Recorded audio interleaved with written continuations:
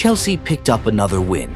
But it's the kind of victory that leaves fans wondering, is this the start of something real or just another sweet illusion? Yes, 3 points are in the bag, but those who came expecting fireworks might have gone home slightly underwhelmed.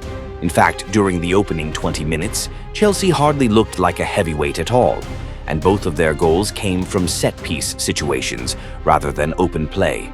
Over the 90 minutes, the absence of Cole Palmer and the enforced loss of Liam Delap left the Blues looking far less fluid, less inventive than usual. The team struggled to stitch together attacks with the same rhythm we've grown accustomed to. Yet, it wasn't all gloom. Estevão once again offered flashes of brilliance down the wing, delivering daring runs and long diagonal passes, searching for Pedro. Malo Gusto and Moises Caicedo also stood out with fearless tackles and vital interceptions. But still, as the final whistle blew, the questions piled up, and even VAR became a central talking point. The game itself began slowly, with both sides sizing each other up.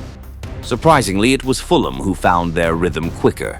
Chelsea played cautiously but without real cohesion, while Fulham gradually seized control of the midfield and started applying pressure. From the opening exchanges, this derby was anything but comfortable for the hosts at Stamford Bridge. Then came an early blow. Just 12 minutes in, Liam Delap pulled up with a hamstring injury, forcing Enzo Maresca into an unwanted change. On came Tariq George, once touted as Chelsea's next big attacking spark. But the youngster has lost much of that early confidence and edge, and being thrust into the unfamiliar role of a central striker only added to Chelsea's disjointed performance. And the problems didn't stop there. Fulham thought they had struck first after a sharp counter-attack, capitalizing on Chelsea's repeated failure to win 50-50 challenges in the middle of the park. The visitors wheeled away in celebration, but VAR intervened. In the build-up, Rodrigo Muniz had inadvertently stepped on Trevoh Chalobah after a mistimed tackle, and after review, the goal was ruled out.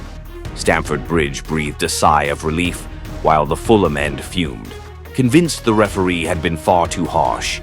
Even after surviving that early scare, Chelsea never really found their rhythm. Their play remained disjointed, passes went astray, and the only thing keeping them safe was Fulham's wastefulness in front of goal.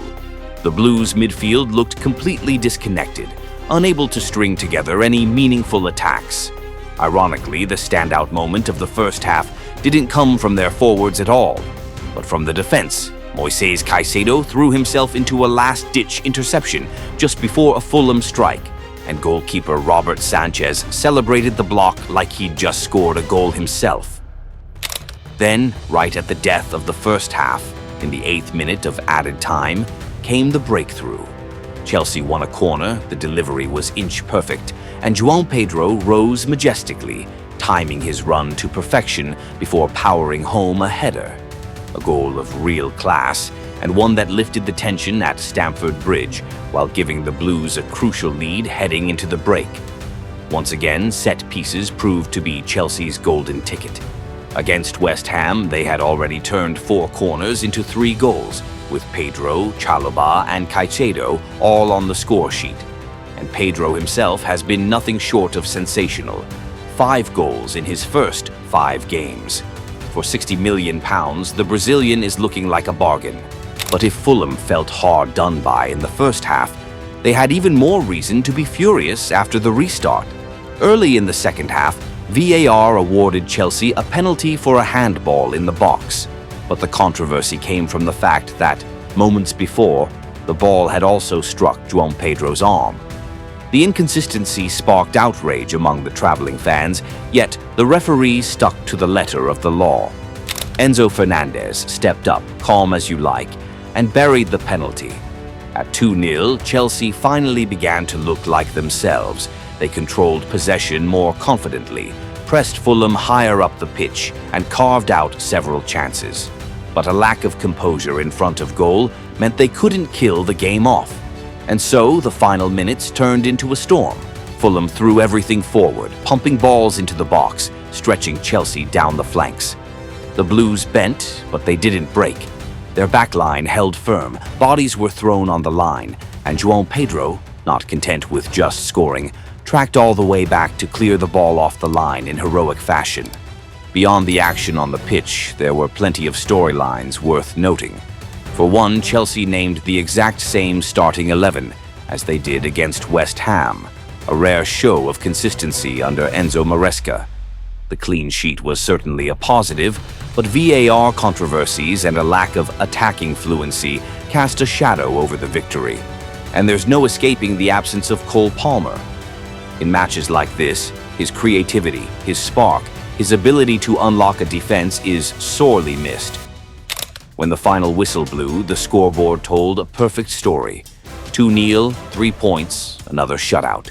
But peel back the numbers, and the questions remain.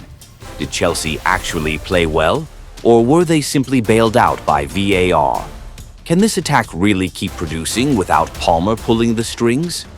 And more importantly, can they sustain any kind of consistency over the marathon of a Premier League season? Or is this just another false dawn? Because, truth be told, their first half performance was shaky at best. Fulham's pressing repeatedly unsettled them, forcing errors and exposing gaps. At times, Chelsea pushed their line so high it was almost an invitation for counterattacks. That disallowed Fulham goal, had it stood, would have been a deserved punishment for Chelsea's systemic flaws. The attack lacked imagination, the defense lost its shape, and they very nearly paid the price. What saved them, once again, were set pieces. This is no longer a coincidence, it's becoming a genuine weapon. 4 goals from corners in their last 3 games, outpacing even Arsenal, long considered the masters of dead ball routines. It's a clear sign that Chelsea have found a niche strength in moments when open play isn't flowing. And then there was Enzo Fernandez.